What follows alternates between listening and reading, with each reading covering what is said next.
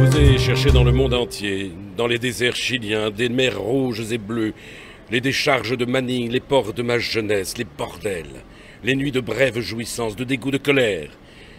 Me fallait-il me rencontrer pour enfin vous trouver?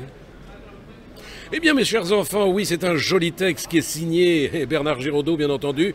Mais pourquoi signer Bernard Giraudot? Parce qu'il y a quelqu'un à côté de moi qui a eu l'immense générosité d'aller choisir, à travers 2 bouquins, des textes, on va pas dire qu'ils sont inédits, mais des textes moins connus peut-être, et qu'il a mis en scène. Et ça se passe évidemment au théâtre Transversal, tous les jours à 17 h du 2 au 31 juillet. N'oubliez pas que les relâches sont là également les mardis, c'est exceptionnel, le 13, le 20 et le 27 juillet. En règle générale, les relâches ont lieu le lundi, j'ai remarqué cette année. Mais bon, pour une fois, voilà, ça change. Notre dernier voyage, donc, c'est le titre du spectacle que je vous invite à aller découvrir, signé Bernard Giraudot pour les textes, mais interprété par Jean-Philippe Renaud, sur une mise en scène de Marc Tourneboeuf. Voilà, Jean-Philippe Renaud, alors quelle idée de... Bonjour d'abord.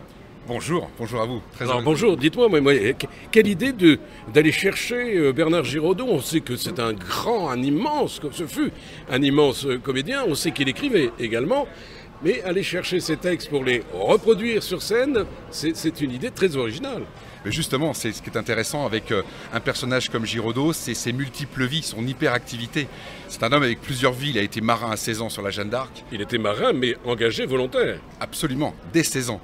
Il a fait 2 fois le tour du monde, il a été aventurier, romancier, il a écrit, il a tourné, il a fait des films, et il a été aussi évidemment l'acteur magnifique de théâtre et de cinéma qu'on connaît beaucoup plus. Mais à la fin de sa vie, dans les 10 dernières années, il a osé publier des écrits qu'il avait probablement écrit une bonne partie de sa vie, mais il n'a jamais osé publier. C'est la rencontre avec l'amour, avec une femme, qui l'a incité à publier, à enfin oser. Et donc, effectivement, Vous avez raison de dire que ce monsieur avait de la pudeur. Oui, et je pense une grande timidité malgré les apparences. Absolument. Et c'est ce qui m'intéresse aussi dans le théâtre, c'est d'aller justement à la rencontre des gens et de ne pas se laisser berner souvent par les apparences. Alors dites-moi, si on veut connaître mieux Jean-Philippe Renaud, on se dit qu'il vient de quelle région, quel parcours? Alors c'est une question toujours intéressante à laquelle je ne sais pas trop répondre. Je viens de plusieurs régions, je suis né à Paris, j'ai vécu dans le Gard, en Allemagne. Nous avons un peu le même discours. C'est pas complètement faux, absolument. Et donc moi j'ai un parcours un peu particulier puisque j'ai encore une double vie. Je travaille d'une part dans l'aéronautique et d'autre part j'ai un métier de comédien, de théâtre, de tournage, de voix off.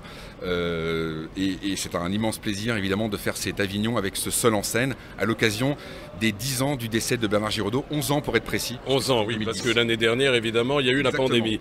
Dites-moi alors, je voulais savoir combien de temps ça durait. Ça dure 1h10. 1h10, donc vous savez, c'est le créneau habituel, on rentre dans le format habituel. Donc 1h10, on rigole aussi. Alors, ce que je veux préciser, c'est qu'il y a aussi des textes de Laure Renaud qui sont venus dans l'adaptation vraiment ponctuer les écrits de Giraudot. Ça en fait aussi un petit peu la substance. Il y a une immense partie des textes originaux de Giraudot, de ces 2 romans, Cher Amour et Les Dames de Nage, mais il y a aussi, il faut le dire, ça serait injuste de ne pas le dire, des textes de Laure Renaud qui sont venus apporter des réflexions philosophiques sur l'homme et qui viennent parfaitement relier tout ça. Alors si j'avais une dernière question à vous poser, je serais peut-être indiscret, mais est-ce que c'est votre premier Avignon ou vous en avez fait d'autres? Oui, c'est mon premier Avignon. Ah, voilà, félicitations. Absolument, absolument. C'est extraordinaire. Premier Avignon, ça se passe ici, évidemment à Avignon, dans une période un peu trouble, mais ça fait rien, ils sont présents, le public est déjà arrivé, les comédiens sont là et les théâtres vont commencer de se remplir. C'est ce qu'on cherche. Exactement, le public est très chaleureux, réagit très positivement à cette idée d'avoir adapté des romans de Bernard Giraudot. La plupart des gens s'en souviennent, ont une image encore et un souvenir très touché et très touchant de l'homme et de son parcours de vie.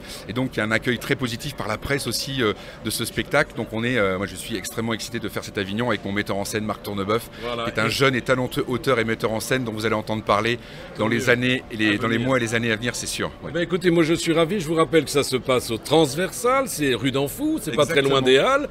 Donc si vous faites vos courses dans les Halles, vous pouvez aller au théâtre après. Par contre, je regarde, je rappelle l'horaire parce que... 17h. 17h, voilà, je l'avais 17h. devant moi.